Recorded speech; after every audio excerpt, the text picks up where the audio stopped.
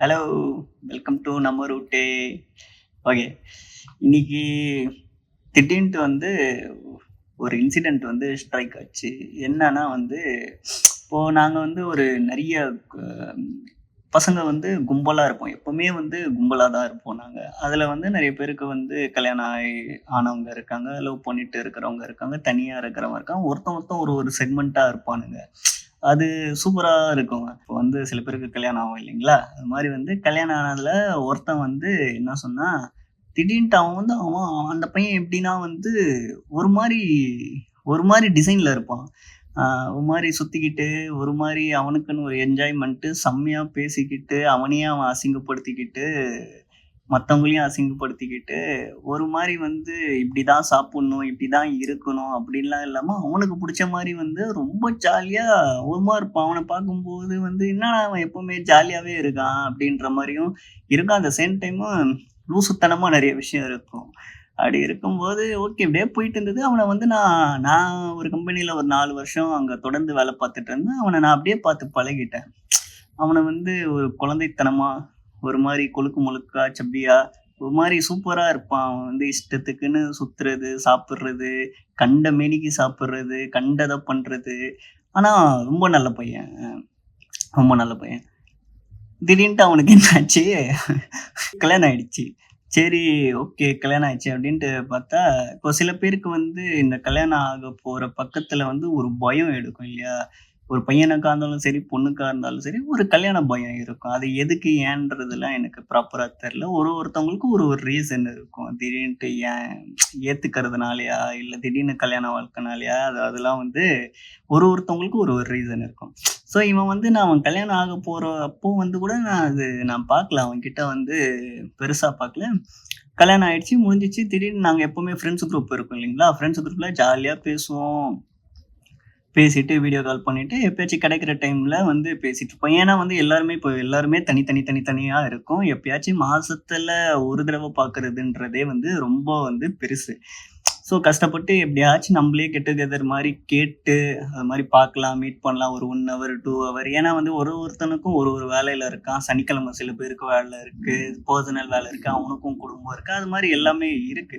First எப்படின்னா ஒரே இடத்துல இருப்போம். மொத்தமா ஒண்ணுக்கு போறதுனா கூட ஒரு 30 பேர் ஒண்ணா தான் போறது. டீ கடைக்கு போறதுனாலும் ஒண்ணா தான் போறது. இதே மாரி இருந்தது. சரி ஒரு ஏஜ் ஆகுது. ஒருத்தனுக்கு ஒரு ஒரு லைஃப் ஸ்ட்ரக்சர் மாறுது. ஒருத்தன் அப்படியே மொத்தமா வேற வேற ட்ராக்ல போறோம். இருந்தாலுமே ஹோல்ட் பண்ற விஷயம் தானே. ஒரு ஒரு ஃப்ரெண்ட் சர்க்கிளா எந்த ஒரு ரிலேஷன்ஷிப்பா இருந்தாலுமே நம்ம ஹோல்ட் பண்ற விஷயம் தான். முடிஞ்ச அளவுக்கு இப்போ வரைக்கும் ஒரு குரூப் இருக்கிறதுனால ஏதோ நாங்களா எப்பயாச்சும் மனசு விட்டு போகுது. அது மாரி டெய்லி போகும்.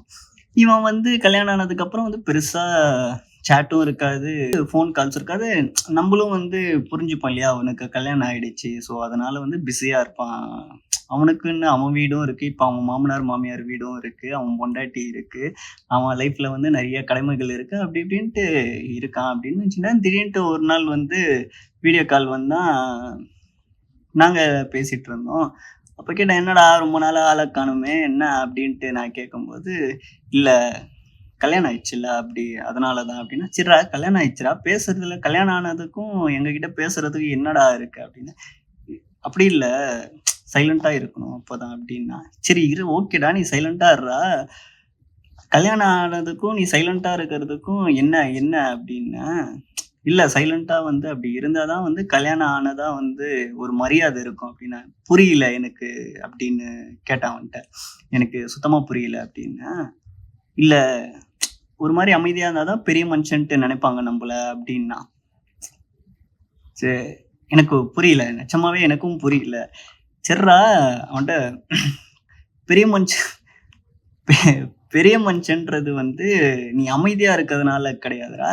உன்னோட செயல் எப்படி இருக்கு அப்படின்றத நீ இத்தன நாள் உன்னைய மட்டும் நீயா மேய்ச்சுக்கிட்டு இருந்த. உங்க அம்மா உன்னைய மேய்ச்சுட்டு இருந்தாங்க. இப்போ நீ உன்னைய நம்பி ஒரு பொண்ணு வந்திருக்கு. உனக்குன்னு உன் குடும்பம் இல்லாம இன்னொரு குடும்பமும் இருக்கு. சரி நீ எப்படி ஹோல்ட் பண்ற? ஒரு உன்னோட ஃபினான்ஷியல் ஸ்டேட்டஸு, நீ சாப்பிடுறது, மத்தவங்க சாப்பிடுறது, அது இல்லாம ஒரு குடும்பத்த மொத்தமா நல்லது, கெட்டது எப்படி நீ பார்த்துக்க போற? அப்படின்றது பார்க்குற விஷயம் மட்டும் தான்டா ஒரு மெச்சூரிட்டி. எனக்கு தெரிஞ்ச விஷயத்துல நான் அவன்ட்ட சொல்லிட்டு இருந்தேன். அதுதான்டா கொஞ்சம் பெரிய மனுஷத்தனம். நல்லது கெட்டது போய் மூஞ்சி காட்டணும், நிக்கணும். ஃபர்ஸ்ட் வந்து எதுக்குமே போமாட்டோம். இப்போ வந்து கல்யாணம் ஆயிடுச்சுன்னா போய் நல்லது கெட்டதுல கலந்து நின்னுக்கணும்.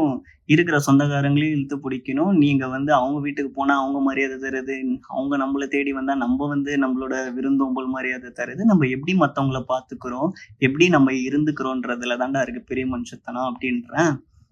திடீர்னு அவன் எனக்கு சொல்லும்போது புரியல. நெறைய பேரு இதே மாரி தான் இருக்காங்க.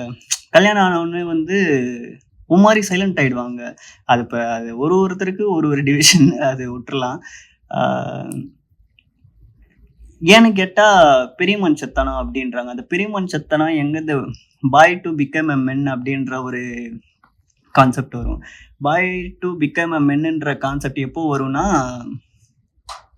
நமக்கே ஒரு ஒரு ஒரு கட்டத்துல தோணும். நம்ம லைஃப் எப்படி எந்த ஜர்னி எப்படி வந்தது. நம்மளே வந்து நம்ம மனசுக்கு ஏத்த மாரி நல்லது இது, கெட்டது இது, ஓகே நம்ம கரெக்ட்டான ரூட்ல தான் போறோம். இப்படி பண்ணா இது இருக்கும், இப்படி பண்ணா இது இருக்கும். நம்ம ஃபேமிலிக்கு இது பண்ணலாம். ஓகே நம்ம ஃபேமிலி இப்படி இருக்கு. இப்படி பண்ணா ஃபினான்ஷியலா ஓகே. அடுத்த 5 வருஷத்துல என்ன? என்ன சேர்க்கணும்? ஏன்னா அதுக்கு முன்னாடி வரைக்குமே வந்து நெறைய காசு செலவு பண்ணுவோம். நெறைய பண்ணுவோம். நெறைய வாங்குவோம். அன்வான்டடா வாங்குவோம்.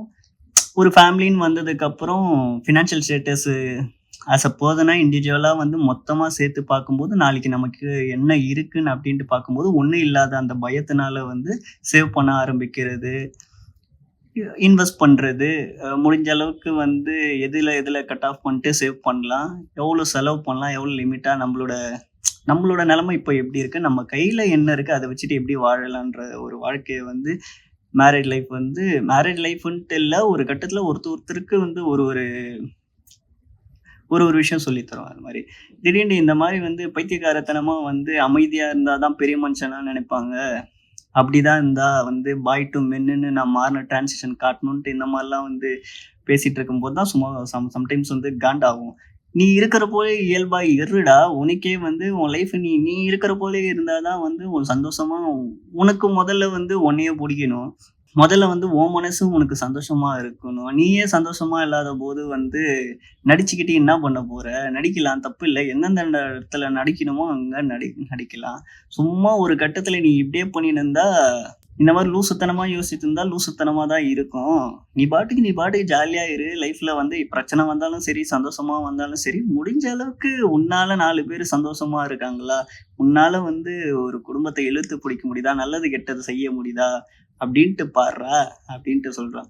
ஸோ அதனால் இந்த பாய் டூ மென் டிரான்சிஷன் வந்து நம்பளா வந்து ஏற்படுத்திக்கிற விஷயம் கிடையாது. ஆர்டிஃபிஷியலா வந்து நம்மளா வந்து இப்படி இருந்தா தான் என்னைய வந்து மதிப்பாங்க அப்படின்ட்டு நினைக்கிறது வந்து கிடையாது. தானாவே வந்து ஒண்ணு நடக்கும். லைஃப்ல வந்து எல்லாருக்கும் ஒரு டிரான்சிஷன் நடக்கும். அது கல்யாணம் ஆனாலும் சரி, இல்ல ஏதாச்சும் ஒரு இன்சிடென்ட் ஹேப்பன் ஆனாலும் சரி, இல்ல ஒரு வயசு ஏற உங்க எக்ஸ்பீரியன்ஸ் உங்களுக்கு சொல்லி தர விஷயமா இருக்கும். மேபி உங்கள சுத்தி நடந்த விஷயங்கள் உங்களுக்கு சொல்லி தர விஷயமா இருக்கும். மேபி அது ஒரு மெச்சூரிட்டி குடுக்கும். நெறைய பேர் பார்த்தீங்கன்னா, வெளிய வந்து ரொம்ப ஒரு மாரி சட்டிலா இருப்பாங்க. திடீர்னு பசங்க கூட இருக்கும்போது பார்த்தீங்கன்னா, ஒரு மாரி குழந்தத்தனமா ஜாலியா அவனோட அவனோட ஒட்டுமொத்த ரியாலிட்டியே அங்க தான் தெரியும். அவன் யாருன்றது வந்து எங்க ரொம்ப புடிச்சிருக்கோ, அந்த இடத்துல இருக்கும்போது தான் வந்து தெரியும். நீ அங்க வந்து நடிச்சுக்கிட்டு நீ வந்து இருந்தனா வந்து, அது வந்து அது ஒரிஜினாலிட்டியே கிடையாது. எப்பவுமே உன்னோட ஒரிஜினாலிட்டி நீ இதுதானா, நீ இப்படியே இரு. அவ்வளதான் வேற என்ன சொல்றது? சும்மா இந்த பாய் டூ மென் டிரான்சிஷன் நானா வந்து ஏற்படுத்திக்கிறேன்ட்டு இந்த லூசுத்தனமா வந்து நெறைய பேர் வந்து ஏற்படுத்திட்டு இருக்கீங்க. அப்படிலாம் பண்ணாதீங்க.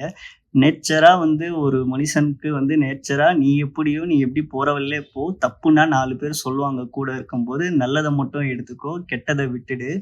என்ன வேணா நடக்கட்டும். உன் மனசுக்கு ஒரு இன்ட்யூஷன் சொல்லும். இப்படி இருந்தா ஓகே, இப்படி இருந்தா ஓகேன்ட்டு. ஆனா நீ உன் மனசு தான் இப்பயும் சொல்லிச்சு. அமைதியா இருந்தா தான் வந்து பெரிய மனுஷத்தனம் அப்படின்ட்டு நீ லூசுத்தனமா யோசிச்சிருந்தா, அப்படி கிடையாது. அமைதின்றது வேற. அது வந்து வேற ஒரு ஆயுதம். அது வந்து எதுக்கு யூஸ் பண்ணணும்னா, அமைதியா இருக்கிற ஆயுதம் வந்து நல்லது, தப்புன்னு நான் சொல்லல. அது வேற ஒரு ஆயுதம். அது வேற ஒரு இதுக்கு யூஸ் பண்ணிக்கலாம். பட் கல்யாணம் கல்யாணம் ஆனா அமைதியா இருக்கணுன்ற மாரிலாம் இந்த மாரிலாம் வராதீங்க. பாய் டூ மென்ன்ற டிரான்சிஷன் வந்து உங்களுக்கே எல்லாமே அனுபவமே சொல்லிக் குடுக்கும். இப்ப மேபி எனக்கும் வந்து பெருசா ஒண்ணும் கிடையாது. நானும் வந்து லைட்டா அவ்வளோதான். நம்மளுக்கு என்ன தோணுதோ அந்த ஃப்ளோல போயிட்டுருக்கோம். நல்லதோ, கெட்டதோ வந்து முடிஞ்ச அளவுக்கு யாருக்கும் எந்த கெடுதல் இல்லாம இருக்கும். சந்தோஷமா இருக்கும். அதே மாரி எல்லாருமே சந்தோஷமா இருக்கணும். முடிஞ்ச அளவுக்கு நம்மளால 4 பேர் சந்தோஷமா இருக்காங்களா? கடைசியா நீ சேர்த்து வைக்கிறது என்னவா இருக்கும்னு பார்த்தா, நீ சேர்த்து வைக்கிற காசு, பணம், கட்டுன வீடு, காரு, சொத்து, சுகம் எதுவுமே கிடையாது. எல்லாம் ஒரு நாள் இல்ல ஒரு நாள் போக தான் போறாங்க. அது யாரா இருந்தாலும் சரி. இந்த உலகத்துல நீ வந்து எந்த வித எதிர்பார்ப்பும் இல்லாம இயற்கையால படைக்கப்பட்ட. இயற்கையால படைக்கப்பட்ட அப்படின்னு நான் சொல்றது வந்து, இன்னாருக்கு நீ மகனாவோ, இன்னார் குடும்பத்துக்கு நீ வந்து ஒரு விதையாவோ வரேன்னா வந்து, அது உன்னோட முடிவு கிடையாது. இயற்கையோட முடிவ தான் சொல்றேன். நான் ரிலிஜியன் அது இது இதுன்னுலாம் போல. இயற்கையால நீ வந்து ஒரு விஷயத்துக்கு நீ படைக்கப்பட்டிருக்க. நீ பாட்டுக்கு வளர்ந்திருக்க, படிச்சிருக்க, எல்லாமே நடந்திருக்கு. அது யாரா இருந்தாலும் சரி. ஒரு கட்டத்துல வந்து உன் வயசு, உன்னோட எக்ஸ்பீரியன்ஸு உனக்கு எல்லாமே எல்லாம் சொல்லி தரும். எல்லாருமே இங்க யாருமே வந்து கெட்டவங்களோ, யாருமே எந்த பகையோ எதுவுமே கிடையாது. நம்ம பாட்டுக்கு இருந்துட்டு நம்ம பாட்டுக்கு நம்மளால மத்தவங்களுக்கு கஷ்டம் வரக்கூடாது. நம்ம பேசுறதுனால வந்து ஒரு வார்த்தையினால வந்து யாருமே ரொம்ப ஹர்ட் ஆயிடக்கூடாது. அதே மாரி வந்து சில பேர் ஹர்ட் பண்றாங்கன்னா, பொறுமையா எடுத்து சொல்லுங்க. கோவம் வந்து ஒரு விஷயம் கோபம்ன்ற ஒரு விஷயம் வந்து ஒண்ணுத்துக்குமே புரோஜனம் இல்ல. ஸோ நம்ம கடைசியா வந்து இங்க எதையுமே கட்டி எடுத்துட்டு போறது கிடையாதுன்றது தான் மிகப்பெரிய உண்மை. முடிஞ்ச அளவுக்கு கூட இருக்கிறவங்கள சந்தோஷமா வச்சுக்கோங்க. முடிஞ்ச அளவுக்கு எல்லாருமே ஹோல்டு பண்ணி அன்பா இருங்க. அன்பான வார்த்தைகள் மட்டும் பேசுங்க. சிலர் பேசுறது வந்து உங்களுக்கு சரியா இல்ல, தப்பா இருக்குன்னா அமைதியா இருங்க. அந்த இடத்துல அமைதியா இருங்க. தப்பு கிடையாது. சில பேருக்கு புரியவங்களுக்கு புரியும். புரியலன்னா கூட ஓகே ஃபைனு தான். என்னைக்கோ ஒரு நாள் நம்பளால இல்லனாலும் யாராலயோ வந்து புரிய போது. அது ஓகே தான். அவ்வளதான். நல்லத மட்டும் எடுத்துக்கங்க. ஜாலியா இருங்க. ஃப்ரீயா இருங்க. முடிஞ்ச அளவுக்கு லைஃப்ப ஸ்மூத்தா எடுத்துட்டு போங்க. ஓகே. டடா! பாய் பாய்.